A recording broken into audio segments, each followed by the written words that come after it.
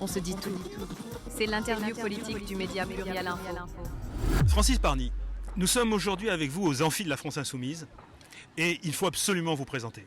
Parce que vous avez été longtemps membre du Parti communiste français et un responsable discret mais fidèle et très important de ce parti. Vous avez assuré plusieurs mandats électifs, adjoint au maire de Garches-les-Gonesse, conseiller départemental du Val d'Oise, conseiller régional et même vice-président du Conseil régional d'Île-de-France, chargé tout d'abord des sports et du tourisme de 1998 à 2004, puis chargé de la culture et des nouvelles technologies. Alors, approché par Marie-Georges Buffet, alors ministre des Sports, vous avez été promu au comité exécutif du PCF, en charge de la culture, des intellectuels et des médias, et aussi animateur du comité de soutien à la présidentielle 2007. Après quoi, vous avez œuvré à la constitution du Front de gauche, mais abandonné par le PCF en 2016, vous décidez de rejoindre la campagne de Jean-Luc Mélenchon. Vous êtes alors intégré à la coordination de la France Insoumise, au sein de laquelle vous avez créé un réseau baptisé Insoumis Communistes. Alors vous le savez, dans ce podcast, on se dit tout. Comment c'est possible d'être communiste et insoumis? Est-ce que c'est pas une double casquette difficile à porter? Alors c'est pas une double casquette et disons que mon histoire c'est l'histoire de beaucoup de communistes, mais pas seulement, c'est l'histoire de beaucoup de personnes qui ont un idéal. C'est-à-dire que moi j'ai adhéré au PCF en 1970, j'avais 23 ans et je voulais faire la révolution. Et progressivement, en étant au sein du PCF, j'ai connu des moments où effectivement l'action du PCF produisait quelque chose du point de vue de la mise en route du mouvement social et des issues politiques possibles pour notre pays.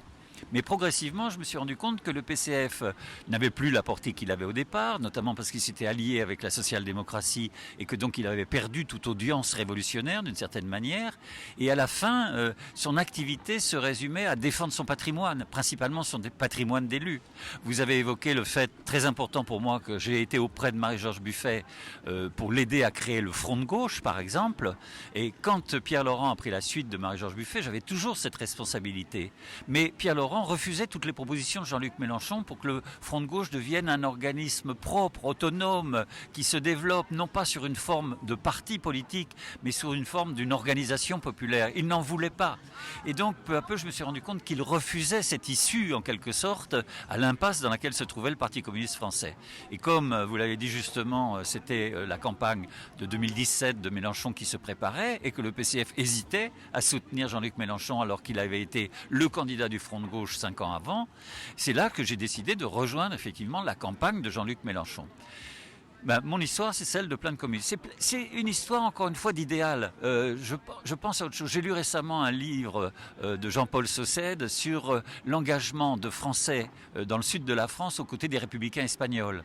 Où j'aurais pu parler aussi de Fabrice Del Dongo dans la Chartreuse de Parme, qui va absolument rejoindre, non pas Napoléon, mais Bonaparte, parce qu'il porte les idées de la Révolution française. Et Fabrice Del Dongo, il se rend compte que Bonaparte devient Napoléon, et ça n'a plus rien à voir avec la Révolution. De la même manière que le jeune Français qui s'engage aux côtés des républicains espagnols se rend compte qu'il y a une division interne, d'ailleurs entre les communistes, les anarchistes, les républicains espagnols, et surtout que les démocraties occidentales, comme on disait, ne soutiennent pas du tout ce mouvement. Donc, est-ce qu'il y a une déception ou pas? Il y a une déception. Comme moi, j'étais déçu de l'attitude du PCF. Mais à ce moment-là, il y a un mec, Jean-Luc Mélenchon, qui écrit un livre qui s'appelle L'ère du peuple, et qui est une théorie révolutionnaire, tenant compte, et il est marxiste en cela, Mélenchon, tenant compte de la réalité concrète dans laquelle on vit, et il dit, voilà, aujourd'hui, pour faire la révolution, il faut suivre telle voie, il faut un programme radical, en rupture avec le système capitaliste et le système qu'on nous impose, et il faut une stratégie de rassemblement du peuple. Donc d'un côté, j'ai un parti qui ne s'occupe plus de la révolution, et de l'autre, j'ai une proposition. Eh bien moi, comme d'autres, on a rejoint cette proposition. Alors on était communistes et la question qu'on se posait c'est est-ce que c'est incompatible? J'ai envie de dire d'abord qu'un soumis et communiste c'est un peu la même chose. Un communiste il est rebelle. La définition que Marx donnait c'est que le communiste c'est le mouvement réel qui abolit l'ordre des choses établies. Bon. Et d'une certaine manière, donc, c'est dire on ne veut pas de la réalité, on veut la transformer, on veut faire en sorte qu'elle soit meilleure, mais pas seulement meilleure, qu'elle soit autre, qu'elle soit différente. Voilà. Et donc, quelque part, être communiste, c'est être un soumis, ou c'est être rebelle. Donc ça, c'était plutôt redondant, en quelque sorte. Voilà. Et après, curieusement, c'est Jean-Luc Mélenchon qui m'a proposé, quand j'étais dans la coordination, de créer cette association pour rassembler. Et tout de suite, on a un débat sur pourquoi on se rassemble. Mais ce qui nous a unis, c'est l'idée très importante, encore une fois, on vient là parce que c'est l'organisation politique qui peut conduire la transformation sociale. Il n'y en a pas d'autre. Le communisme, il est divers. Il est au PCF, je ne le reproche pas. Il est à POI, il est dans d'autres organisations. Mais la France insoumise, de par la façon dont elle s'est construite, est la seule organisation politique qui peut porter au moins la victoire déjà, et peut-être après, j'espère, le changement. Et donc on y est allé pour ça. Si vous voulez, il n'y avait pas d'ailleurs. On voyait bien les difficultés de fonctionnement, en quelque sorte, qu'il pouvait y avoir dans la France insoumise. Il y avait de la démocratie qui nous surprenait, etc. Mais on disait, de toute façon, on ne partira pas. Parce que si on veut faire la révolution, c'est là seulement qu'on peut la faire. Alors pourquoi avoir constitué une association des communistes au sein de la France insoumise? C'est un outil particulier? C'est un outil qui permet de faire quoi de plus au sein de la France insoumise? Alors, déjà, je dirais, il y a un mot qu'il faut employer. Ce n'est pas une tendance. Ça, on a refusé complètement ça. Parce qu'on a eu une analyse aussi sur ce qu'est la forme parti. Et comme Mélenchon, il y a eu une analyse sur la forme parti en disant, c'est fini, on ne veut plus ça. D'ailleurs, lui, il savait ce que c'était la forme parti. Pendant des années et des années, au Parti socialiste, il s'est dit, je vais prendre la majorité. Et quand il s'est rendu compte que ce n'est pas possible, parce que la force d'inertie d'une formation réformiste comme le Parti socialiste fait qu'il ne pouvait pas, et ben il est parti, et il a fait son propre parti. Voilà. Et nous, on ne voulait pas se retrouver dans la France insoumise comme une tendance, c'est-à-dire comme des gens qui négociaient quelque chose. C'est ça souvent ce qui se passe dans une formation politique. La minorité, elle essaye de marchander en fait le fait que pour être d'accord avec la majorité, il faut qu'on lui donne des choses. Alors on lui donne des postes de député, on lui donne des postes de responsabilité, etc. Et sinon, on va protester. On utilise, en quelque sorte, c'est une utilisation d'un pouvoir de nuisance du mouvement. Et ça freine le développement du mouvement. Donc ça freine l'action pour la révolution. Nous, ce qu'on voulait, c'était toujours être dans une action pour l'intérêt général. Et la forme parti, elle a le défaut énorme qu'à un moment donné, les partis fonctionnent pour eux-mêmes. Et c'est ce qui est arrivé au PCF. Le PCF n'étant plus comme une force qui proposait la révolution, c'était une force qui s'est simplement essayé de se défendre lui-même, que l'appareil ne disparaisse pas, etc., etc. Et ça, les gens s'en foutent et les gens s'en rendent compte. Le rejet de la politique en France, c'est ça. C'est que quand Hollande fait un mandat où il faussoit complètement toutes les idées d'un programme de gauche, les gens se disent la politique, ça ne sert plus à rien. En fait, ils se servent les intérêts. Donc, si vous voulez, pour un communiste ou un marxiste, la lutte de classe, elle est remplacée par la lutte des places. Donc on ne voulait pas, nous, de ça. Donc on n'était pas une tendance, on était à l'intérieur. Alors reste que dans votre question, vous dites, oui, mais est-ce qu'une existence communiste est nécessaire? Bien oui, j'ai écrit par exemple une adresse l'année dernière au nom de l'ensemble des insoumis communistes qui pose la question suivante. Aujourd'hui, j'affirme dans cette adresse que le communisme aujourd'hui est dans la France insoumise. Et donc, j'exprime quoi en disant ça? J'exprime que la transformation de la société, elle a besoin d'idées qui soient radicales et qui mettent en cause le capitalisme. Et que le communisme est quelque chose qui peut porter cela d'une façon durable. Voilà. Et donc, nous, on est là pour essayer de constamment resserrer les discussions, les débats autour de qu'est-ce qu'on doit faire pour transformer notre société. La classe ouvrière, par exemple, elle a changé de rôle complètement. Elle a changé de forme, elle n'est plus la même, etc. Mélenchon substitue en quelque sorte, pas substitue, mais dit que l'essentiel aujourd'hui c'est le peuple et que ce peuple est beaucoup plus diversifié. Bon, je pense qu'il a raison. Mais en même temps, il reste que la question du travail, de la production est quelque chose d'important. On est aux amphis, comme vous l'avez dit. Hier matin, on a fait un débat sur communisme et écologie, et vous avez un insoumis communiste qui est responsable d'ailleurs du cahier agriculture de la France insoumise, qui est un exploitant agricole, qui est à la tête d'une coopérative. Et quel discours communiste il a tenu? Il a dit, si on veut donner du sens au travail que l'on fait, si on veut donner du sens à la société dans laquelle on vit, eh bien on doit se préoccuper de la production. On ne peut pas produire seulement pour avoir des biens qui sont vendus d'ailleurs par des intermédiaires, d'autres trop chers, mais de toute façon, on ne peut pas être dans un système qui produit pour faire de l'argent. On doit être dans un système où la production a un sens, de respect par exemple, de respect écologique par rapport à la production agricole par exemple. Donc voilà, donc le communisme, c'est quelque chose qui est toujours en quelque sorte concret par rapport aux solutions qu'on doit apporter au pays. Alors Francis Pargny, on va justement profiter de votre expertise. Vous avez été pendant 10 ans membre de la coordination de la France insoumise. Qu'est-ce qu'un militant formé et rodé comme vous par plusieurs décennies dans l'appareil communiste a retenu de cette expérience au sein d'un mouvement aussi différent que certains qualifient d'ailleurs de gazeux et dont on dit qu'il est entièrement dirigé par Jean-Luc Mélenchon. Alors, mon expérience, c'est d'abord d'avoir constaté que les formes d'organisation de ce mouvement, elles se sont construites année après année. C'est-à-dire, il n'y a pas un projet préétabli. Mélenchon disait lui-même, nous, ce qu'on veut, c'est surtout pas reproduire la forme parti. Donc, on va une organisation populaire au service du peuple. C'est ça que l'on veut faire à partir d'un programme et à partir du rassemblement du peuple autour de ce programme. Et donc, la coordination, qui est l'organisme de direction, s'est construite dans cet état d'esprit. C'est-à-dire, chaque membre de la coordination avait une tâche concrète. Bien sûr, il y avait une discussion collective d'orientation politique, mais en quelque sorte, l'orientation, on l'avait déjà par notre engagement autour de ce programme et de la stratégie de rassemblement. Et après, en fonction des tâches que l'on assume à la coordination, eh bien, on peut traduire dans une construction concrète du mouvement, on peut traduire ces orientations politiques. Donc c'est ça que j'ai ressenti. Et donc, par exemple, je parlais des partis qui sont organisés en tendance. La coordination, on n'a pas des membres de la coordination qui parlent au nom de telle tonalité ou au nom de... Voilà, il y a une réflexion vraiment collective qui s'est établie. Et puis, le mouvement s'est développé. Si vous prenez par exemple, depuis la deuxième période, c'est celle où Mélenchon n'est plus député, par exemple, bon, mais il est président de l'Institut de la Boétie. Et ça, c'est un organisme, par exemple, qui change complètement l'organisation du mouvement. Parce que c'est un organisme d'éducation populaire, c'est un organisme qui se met à diffuser des idées, marxistes notamment, avec des gens...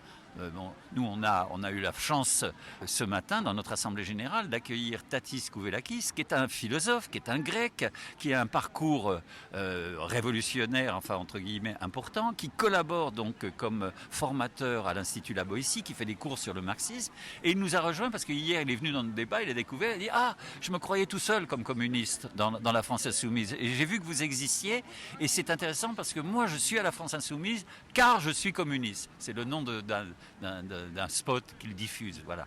Et puis, il y a d'autres choses. Le programme est constamment, notamment par Clémence Guettet, est constamment mis en débat à l'intérieur de la France Insoumise. Il y a des cahiers sur les différentes thématiques du débat. Et donc, le travail de la coordination s'organise autour du fait qu'on fait progresser collectivement un mouvement pour, en quelque sorte, être plus efficace et être au service du peuple. Alors, vous parliez par exemple de gazeux, par exemple. C'est vrai qu'au début, on a dit ça, mais ça a été de moins en moins gazeux, tout simplement parce que l'ensemble des Insoumis ont identifié cette coordination.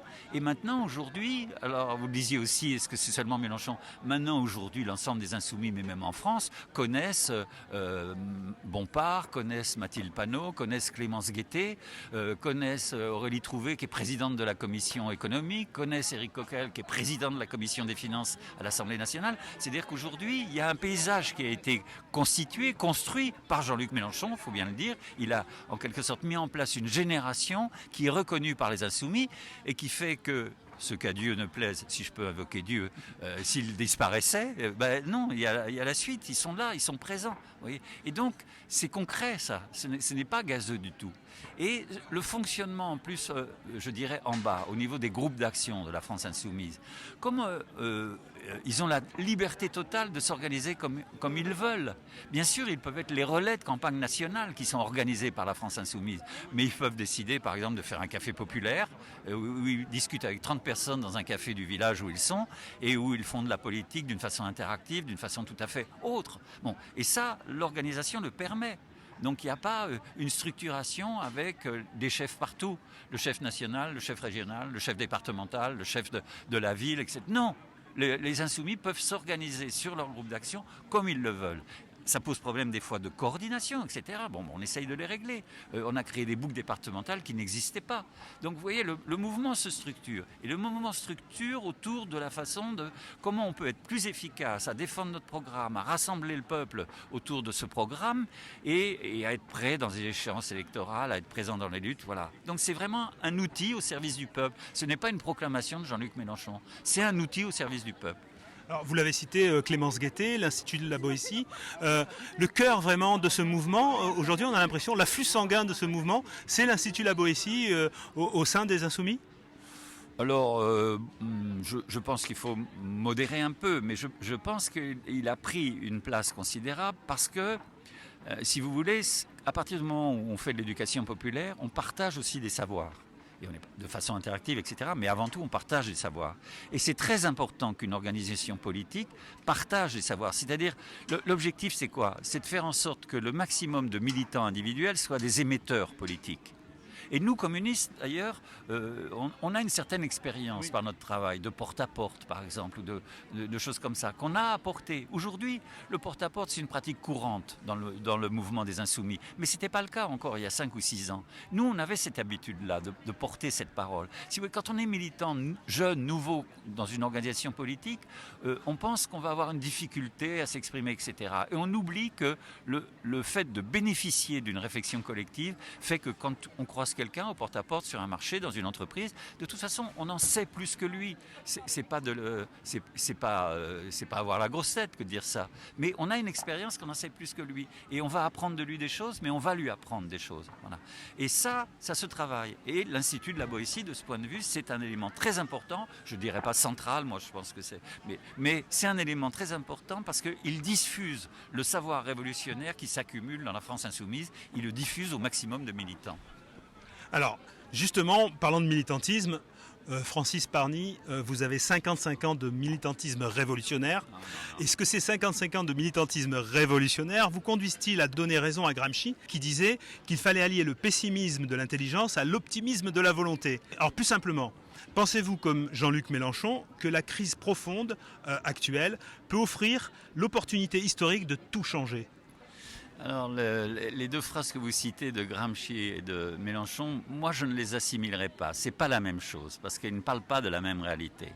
Donc Gramsci, sa formule, bon, je la connais un peu bien sûr, mais je pense que c'est une formule d'intellectuel pour donner espoir aux gens, parce qu'il y a des fois dans l'action révolutionnaire, il y a beaucoup de militants qui doutent que c'est possible de changer le monde. D'ailleurs, l'histoire de la gauche en France, c'est ça.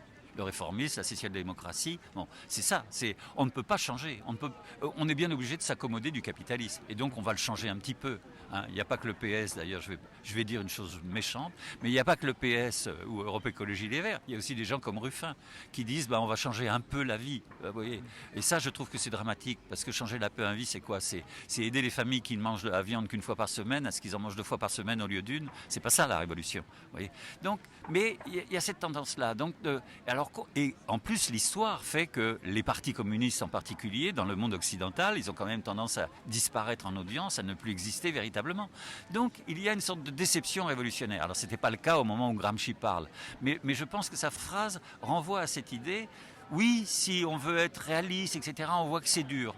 Mais ce n'est pas forcément une idée juste. C'est pas forcément une idée juste, et je vais revenir avec le propos de Mélenchon. C'est pas forcément une idée juste. Mais par contre, l'optimisme, c'est avant tout une affaire de positionnement. Ça, oui, je pense que c'est vrai. Et un militant, c'est un militant qui espère toujours que ça change. C'est vrai de tout militantisme. Regardez, moi, ça m'avait frappé dans le mouvement des Gilets jaunes, qui n'est pas marqué profondément par le communisme ou par des orientations révolutionnaires au départ. Et les mouvements des Gilets jaunes, quand il construit un programme, alors oui, il devient un mouvement de gauche, c'est complètement évident. Mais au départ, il ne l'est pas. Mais les gens qui participaient au rond-point, moi, ce qui m'intéressait, c'est que la réunion du samedi matin au rond-point, elle était marquée sur l'ardoise dans la cuisine, en même temps qu'aller chercher André à la crèche, faire le plein des courses, etc. C'est-à-dire que l'action militante, elle devient une action intégrée dans la vie personnelle. Voyez. Et donc, ça, je pense que c'est tout à fait respectable et tout à fait nécessaire. C'est ce que Saint-Just, dans la Révolution française, appelait l'ardeur révolutionnaire, où c'était les soviets dans l'Union soviétique. Et le problème, c'est que cette énergie-là, il faut l'entretenir, parce que sinon, elle n'arrive plus à fonctionner véritablement. Et ça peut amener à des catastrophes. Je parlais des soviets. Lénine, il a décidé à un moment donné, puisque les soviets ne fonctionnaient plus, de les supprimer, de les remplacer par le parti qui assurait la continuité révolutionnaire. Et ça a donné le parti unique. Et ça a donné une société quand même robotisée qui, à un moment donné, n'est plus vivable.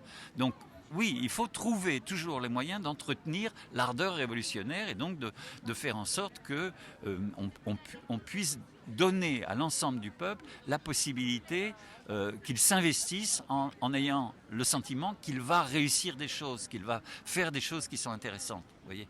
Donc, voilà, Gramsci, je le prends comme ça. C'est-à-dire, oui, il faut compter sur l'ardeur révolutionnaire. Je vais faire un alliage entre Gramsci et la Révolution française. Voilà, bon. La phrase de Jean-Luc Mélenchon, c'est tout à fait autre chose. C'est une phrase qui tient compte de l'évolution de la société capitaliste aujourd'hui.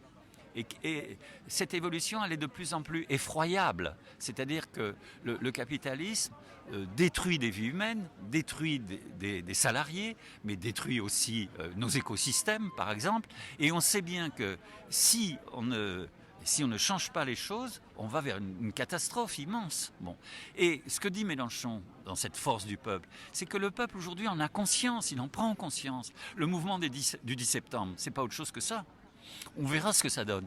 Mais au départ, il y a le fait de dire nous refusons de continuer de vivre ce système qui nous conduit à la catastrophe. On veut agir contre. Et c'est nous, le peuple, qui voulons le faire parce qu'on n'a plus confiance dans les organisations traditionnelles qui conduisaient le mouvement révolutionnaire. Donc on veut le faire à notre façon. On va chercher. On ne sait pas ce qu'ils trouveront. Là aussi, on se met à son service, à leur service. On ne va pas les guider. Le parti guide, c'est fini. Et Mélenchon l'a répété plusieurs fois. Le parti guide, c'est fini. C'est un parti au service du peuple pour le soutenir, etc. Mais c'est aussi, ça a d'ailleurs un débat possible, c'est aussi bien sûr un parti qui offre des perspectives. Il l'a redit hier dans son intervention. Voilà, le peuple se bouge et il faut que le parti, les Insoumis, offre des perspectives dont il peut se saisir ou pas, le peuple. Voilà. Mais ce qui est sûr, c'est que le changement ne peut se faire que par le peuple lui-même. Et ça peut lui donner l'énergie de tout changer. Mais ça, c'est quelque chose qu'on partage complètement. Notre mot d'ordre, par exemple, pour l'élection européenne conduite par Manon Ombry, c'était « Donnez-nous la force de tout changer ».